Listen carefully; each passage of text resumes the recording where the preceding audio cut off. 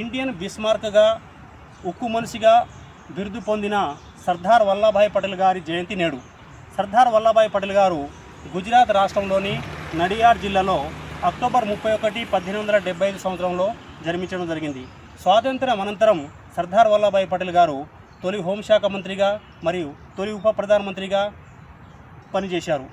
ప్రాథమిక హక్కులకు కూడా అతను చైర్మన్గా వ్యవహరించారు.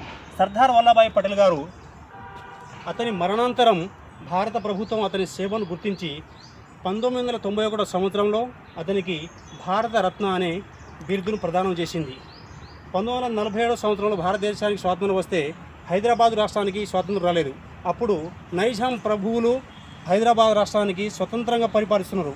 ఆ సమయంలో సర్దార్ వల్లభాయ్ పటేల్ గారు ఆపరేషన్ పోలో అనే సైనిక చర్య జరిపి నైజాం నవాబులను లొంగదీసుకొని భారతదేశంలో హైదరాబాద్ రాష్ట్రానికి విలీనం చేసిన ఘనత సర్దార్ వల్లభాయ్ పటేల్కు చెందుతుంది. కాబట్టి ఇతని చిత్రాన్ని ఈరోజు రాళ్ల మీద గీస్తూ అతని జయంతి రోజున రాళ్ల మీద చిత్రం గీశాను. ఇట్లు డాక్టర్ వెంకట్ రాక్ ఆర్టిస్ట్.